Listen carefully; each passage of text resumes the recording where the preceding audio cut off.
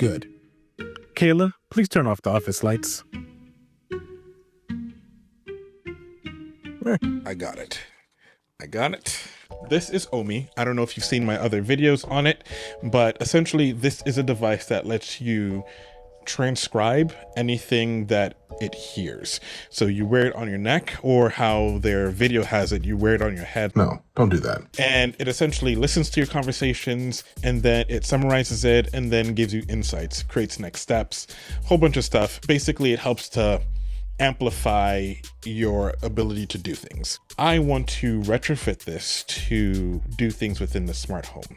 So stage one would be being able to control lights and do things around the house. The part that gets interesting and fun is to actually have it create to-do lists and other items and transcribe things, and then at the end of the day give me a summary of the important things, or the things that I find important.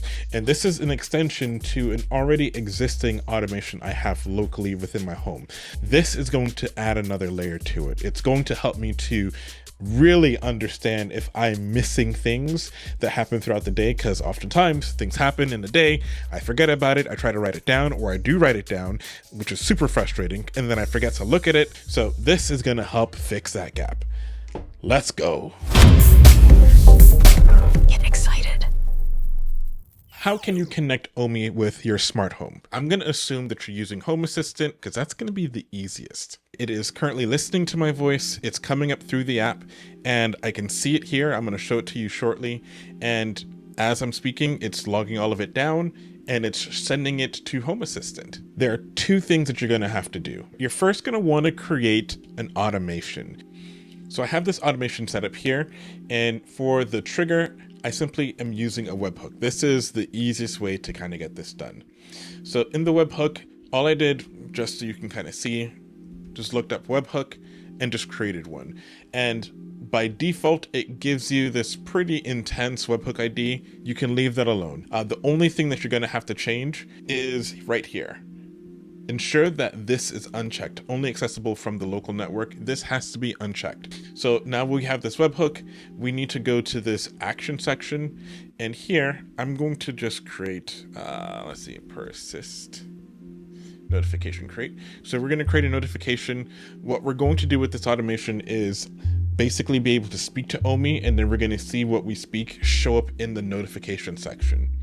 So I'm going to just go to edit YAML, and I'm going to paste this in. So essentially what we're doing is, for the message section, we have this, it's going to look at the trigger, it's going to look at the JSON, it's going to look at the segments, it's going to look at the first element, and it's just going to get the text out of that. This is how I get the text from Omi. And then let's save this. Now that we have this automation here, the next thing that we want to do is we're going to want to go over to settings, and you want to head over to Home Assistant Cloud. You want to have a Nobukasa account and have their cloud access. This is the only way that we're going to be able to get the information from Omi into our system, because it's going to go over the network. And when you have that webhook, and because we had it unchecked, it's going to show up here in this list. So you can see that we have it listed here. And what we're going to want to do is we're going to click manage, and then copy the link. So this first part is done. We've essentially created a simple automation using a webhook as a trigger, and we used as an action to create a notification. And then we're able to grab that webhook ID and the URL for the webhook within Nobukasa's account, and we're gonna use that within the Omi app next. Okay, so here within the Omi app, we're gonna create an application. I already created one, but I'm gonna go through the process again so you can see. So we click on the little puzzle piece, we're gonna click on create your own app, and then we just fill in all the information. This is what I have for mine. I have this test app, and we can see what I have selected here. So transcript process, the webhook ID, everything is working as intended. I'm gonna update this webhook ID because this one is a bit different from what I have currently. This is where we're gonna paste in that URL that we got from Home Assistant. So now that that is all set up, I'm gonna turn on Omi and we're gonna test it out. I whispered good and it showed up here. All right, so it's on and it is working, and it is currently listening to my voice. It's coming up through the app and I can see it here. I'm going to show it to you shortly. And as I'm speaking, it's logging all of it down and it's sending it to Home Assistant. Just two real big steps. One is to create an automation within Home Assistant using webhooks. And then using that webhook ID, you can create an app within Omi, and then it should send information to Home Assistant. Kayla, turn off the office lights.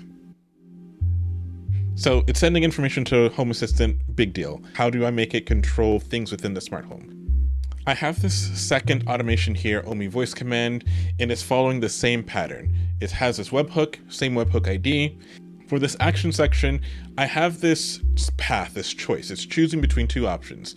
The first one is it's basically looking to see if the message contains the word Kayla. My smart home is called Kay. It's short for Kayla. And I'm going to use it as the keyword to allow Home Assistant to know when I'm referring to it and when I want it to actually do a command. This is the same principle as we have for, let's say, Lady A or Google or Apple. We need some kind of wake word to let the system know that it's being referred to and that it should do something.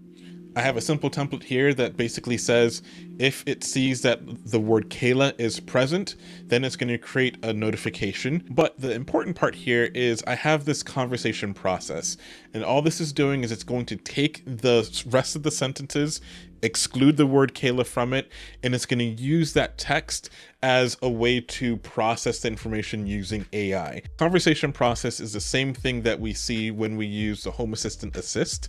It's the same process that we have here. So this is how we're controlling it. So let me demonstrate. Kayla, turn off the office lights.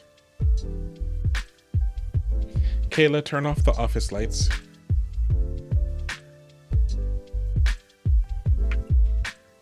I want to take a moment to discuss some of the downsides that I've witnessed using this device. Because this device is always listening, that means it's always sending information to your smart home, and your smart home can get overwhelmed, so we have to let it ignore certain things, which is why we're going to need the keyword. It would be nice to use this without having a keyword because it's kind of awkward, but we need it. The other issue is lack of feedback. Because this can be used anywhere, you don't have a real way for you to know whether or not the command went off. I had to basically talk to it twice before it actually did the whole lights thing. When we look at the user experience for existing voice assistants, you can see that there's often either a light that goes off or there is an audible sound that goes off that lets you know that it is listening. Right now, this is just an attentive listening device that's always listening, and there's no feedback to know that what you've said has been registered. Additionally, even if what you said had been registered, it could fail. There's nothing to let me know that there was a problem. So is using Omi a great use case for turning on and off lights? And I will have to say, probably not. It's probably not the greatest for controlling things in your home because of the lack of feedback. You need to have feedback. Otherwise, you think that websites are frozen or you think that things are broken. Some of you might think that that's not a big deal. And I would say try it out for a few days and let me know if you think the same thing. You'll find a link to my blog in the description. There you can download the Home Assistant automation I just demoed. You'll also find an affiliate link and discount code to get Omi 10% off if you want to play around with it for yourself. In the next video, I'll show you how your smart home can create personalized reminders and to-dos using Omi.